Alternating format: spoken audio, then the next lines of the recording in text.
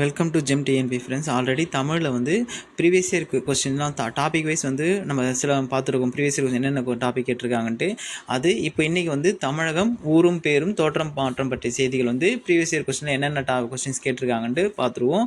இதுக்கு ஆல்ரெடி பார்க்காதவங்க தமிழில் வந்து ஒரு பிளேலிஸ்ட்டில் கொடுத்துருக்கேன். பிளேலிஸ்ட்டில் போய் பாருங்கள். ஃபஸ்ட்டு கொஸ்டின் பார்த்துடலாம். தமிழ் இலக்கியத்தில் ஆலவாய் என்று அழைக்கப்படும் எவ்வூர், ஆலவாய் என்னும் ஊர் எவ்வூருக்கு பொருந்தும்? ஆலவாய் நம்ம அழைக்கப்படும் ஊர் எதுன்னு கேட்டிங்கன்னா மதுரை. சரிங்களா? ஓகே. அடுத்தது, ஆரப்பாளையம் ராசப்பாளையம் என்று ஊர் பெயர்களுடன் பாளையத்தை சேர்த்து வழங்கிய மன்னர்கள் யாருன்னு கேட்டிங்கன்னா நாயக்கர்கள். பாளையத்தோடு சேர்ந்து வழங்கியவர் யாருன்னா நாயக்கர்கள் தான். அடுத்தது, தற்போது மதுரை என்று அழைக்கப்படும் ஊர் கல்வெட்டுகளில் டேஷ் என காணப்படுகிறது. மதிரை என காணப்படுகிறது. சரிங்களா? ஓகே. அடுத்தது, ஆற்றூர் பேச்சு வழக்கில் டேஷ் என மறைவுள்ளது. ஆத்தூர் என மறைவுள்ளது.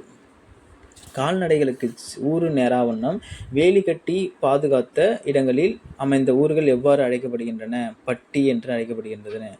நாயக்கர்கள் ஆண்ட நிலப்பகுதி இவ்வாறு அழைக்கப்பட்டது. என்னென்ன அழைக்கப்பட்டதுன்னா பாளையம் என்று அழைக்கப்பட்டது. அடுத்தது, பழங்காலத்தில் கடற்கரைகளில் உருவான பேரூர்கள் எவ்வாறு பேரூர்கள் வந்து எப்படின்னா பட்டினம் என்றும் சிற்றூர்கள் வந்து பாக்கம் என்றும் அழைக்கப்பட்டது. சரிங்களா? சிற்றூர்கள் தான் பாக்கம். அடுத்தது வந்து, டாக்டர் ராபி சேதுப்பிள்ளை எழுதிய ஆய்வு நூல்னா ஊரும் பேரும். சேதுப்பிள்ளை தான் நம்ம வந்து எழுதியவர் தான். அவர் தான் வந்து முதல்ல வந்து தமிழக சாகித்ய அகாடமி விருது பெற்றவர் ராபி சேதுப்பிள்ளை. அவருடைய அவர் எழுதிய ஆய்வு நூல் பார்த்தீங்கன்னா ஊரும் பேரும். நம்மாழ்வார் பிறந்த இடமான குருகூர் பழம்பெயரை துறந்து எவ்வாறு அழைக்கப்படுதுன்னா ஆழ்வார் திருநகரி என்று அழைக்கப்படுகிறது. சரிங்களா? ஓகே. அடுத்தது, காடுகளில் வாழ்ந்த மக்கள் விலங்கின் பெயர் கொண்டு அமைந்த ஊரின் பெயர் என்ன? பட்டி. மோஸ்ட்லி ஆட்டு மாட்டெல்லாம் என்ன சொல்லுவாங்கன்னா ஒரு பட்டியில் அடிச்சு வைப்பாங்க சொல்லுவாங்க இல்லையா? அதனால ஆட்டையாம்பட்டி அப்படின்னு சொல்லுவாங்களாம். சரிங்களா? அடுத்து, ஆற்காடு எந்த மரங்கள் சூழ்ந்த பகுதி? ஆற்காடுன்னு சொல்றாங்க. அத்தி மரங்களை சூழ்ந்த மரங்கள் தான் ஆற்காடு. அத்தி மரங்கள் என்ன சொல்றாங்க? ஆற்காடுன்னு சொல்றாங்க. அடுத்தது, தபோலி என்னும் சிற்றூர் எந்த மாநிலத்தில் உள்ளது? தபோலி இது வந்து யாருன்னா மராட்டிய மாநிலம் தபோலி. புறம்னா என்னதுன்னா புறம்னா ஊருன்னு சொல்லுவோம். சரிங்களா? அடுத்தது, பட்டினம்னா என்ன சொல்லுவோம்னா நகரம் சொல்லுவோம். பாக்கம்னா என்ன சொல்லுவோம்னா சிற்றூர். புலம்னா நிலம் என்று பொருள். ஓகேங்களா? அடுத்தது, குறிஞ்சி நில மக்கள் என்ன ஊர் வாழ்ந்த ஊருன்னா நீலகிரி. இந்த ஊர்ல குறிஞ்சி நிலம் நீலகிரி. அடுத்தது வந்து, புளிய மரங்கள் அடர்ந்த பகுதி டேஷ் என்ற அடிப்படையில் பெயரிடப்படாத. புளிய மரத்தை பேஸ் பண்ணி என்னென்ன ஊர்லாம் இருக்கும் இல்லையா? அதை அழைக்கப்படாத ஊர் எதுன்னு கேட்டீங்கன்னா புலிப்பேரி இப்படின்னு எந்த ஊரும் அழைக்க மாட்டாங்க. ஆனால் புளியங்குடின்னு அழைப்பாங்க, புளியஞ்சோலைன்னு அழைப்பாங்க, புளியம்பட்டின்னு அழைப்பாங்க. ஓகே. அடுத்தது, கல்வெட்டுகளில் காணப்படும் மதுரை என்று எவ்வாறு? இது ஆல்ரெடி கேட்ட கொஸ்டின் தான். என்ன இருக்கு? மதுரைன்னு கொடுத்துட்டு மதுரை எப்படின்னாங்க, இப்போ மதுரைன்னு கொடுத்துட்டு எப்படி அழைப்பான்னு கேட்குறாங்க. அவ்வளோதான். கீழ்கண்டவற்றுள் பறவைகள் சரணாலயம் இல்லாத இடம் எதுனா கரைவெட்டில சரணாலயம் இருக்கு, வெள்ளாட்டுல சரணாலயம் இருக்கு, சித்திரங்குடியிலையும் சரணாலயம் இருக்கு, கோவன்புத்தூர்ல தான் சரணாலயம் கிடையாது. சரிங்களா? அடுத்தது, சிறுகுடி எத்துணைக்குரிய ஊர்? சிறுகுடின்றது வந்து குறிஞ்சி திணைக்குரிய ஊர். தென்னிந்தியாவின் ஏதஸ் நகர் என்று அழைக்கப்படுவது மதுரை.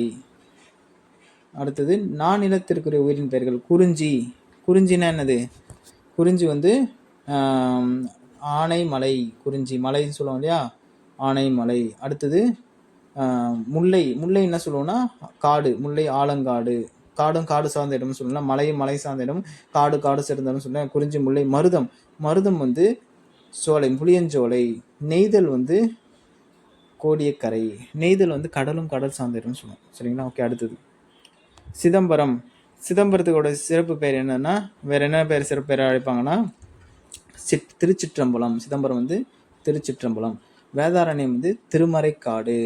விருத்தாசலம் வந்து கடலூர் திருப்பாதிரிப்புலியூர். விருத்தாசலம் திருமுதுகுன்றம். ஓகேங்களா? அடுத்தது, பொறுத்துக, சிறுமலை பூம்பாறை இதெல்லாம் எந்த ஒரு திணைக்குரிய ஊர்னு கேட்டிங்கன்னா குறிஞ்சி திணைக்குரிய நில ஊர்கள் தான் சிறுமலை மற்றும் பூம்பாறை. அடுத்தது, ஆற்காடு பனையபுரம். வந்து முல்லை நில ஊர்கள். ஆத்தூர் கடம்பூர் வந்து மருத நில ஊர்கள். கீழ்கரை நீலாங்கரை வந்து நெய்த நில ஊர்கள். பட்டினம் பாக்கம் என்று அழைப்பது கடலை அடுத்து கடல் பக்கத்தில் இருக்கிற ஊரை தான் நம்ம என்ன சொல்லுவோம்? பட்டினம் பாக்கம் என்று அழைக்கப்படுவாங்க. அடுத்தது, திணைகளுக்குரிய ஊர் பெயர்களை பொறுத்துக. குறிஞ்சி வந்து சிறுகுடி. சரிங்களா? குறிஞ்சி வந்து சிறுகுடி. முல்லை வந்து பாடிச்சேரி. அடுத்தது வந்து மருதம் வந்து பேரூர் மூதூர் மருதம். நெய்தல் வந்து நெய்தல் வந்து ஆமாம், மருதம் தான் வந்து என்னென்னா பேரூர், மூதூர். நெய்தல் வந்து பட்டினம். கடலை அடுத்து இருக்குன்னு சொன்னேன் இல்லையா, நெய்தல். அடுத்த கொஸ்டின் பார்ப்போம். தமிழகத்தை 72 பாளையங்களாக பிரித்து ஆண்டவர் யார்கள்?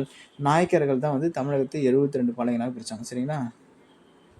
ஓகே. அடுத்தது கிருஷ்ணகிரி, கோத்தகிரி இதில் காணப்படும் கிரி என்னும் சொல் எதை குறிக்கும்? மலையை குறிக்கும். கிரினா மலை. அடுத்தது மதுரை. ஓகே, சிறப்பு பெயர். மதுரைக்கு கடம்பவனம் என்று பெயராம். மதுரைக்கு கடம்பவனம். அடுத்தது திருநெல்வேலிக்கு என்ன பெயர்னா வேணுவனம். வேணுவனம் என அழைக்கப்படும் ஊர். இது வந்து வேணுவனம்ன்ற ஒரு ரீசெண்டாக 2024 ஒரு கொஸ்டின் கேட்டிருக்காங்க. திருநெல்வேலி. சிதம்பரம் அப்படின்னா தில்லைவனம். திருவிடைச்சுரம்னா திருவடி சூலம். அடுத்த கொஸ்டின், தென்னிந்தியாவின் ஏதன்ஸ் என்று போக வேண்டும். மதுரை. ஆல்ரெடி பார்த்தோன்னா இந்த கொஸ்டின் கேட்டிருக்காங்க ஆல்ரெடி. தென்னிந்தியாவின் ஏதன்ஸ் என அழைக்கப்படும் ஊர் மதுரை. பின்னொருற்று பொருந்தாத பொருள் தெரியுங்கன்னு கேட்குறாங்க. புறம்னா சிறந்த ஊரை புறம் சொல்லுவாங்க, இது சரியானது. பாக்கம்னா கடற்கரை சிற்றூர். பட்டினா கடற்கரை பேரூர். குப்பம்னா குறித்தப்பு. இது மட்டும்தான் தவறு. சரிங்களா? அடுத்தது தென்னிந்தியாவின் ஏதன்ஸ். இந்த கொஸ்டின் நிறைய வாட்டி கேட்டிருக்காங்க. மதுரை. மூதூர் எத்தனைக்குரிய ஊர் வந்து மருதத்திணைக்குரிய ஊர். சரிங்களா? பேரூர், மூதூர் பார்த்தோம் இல்லையா? அதில் மூதூர் வந்து குறிஞ்சி, முல்லை, மருதம், நெய்தல், பாலை, மருதத்திணைக்குரிய ஊர்.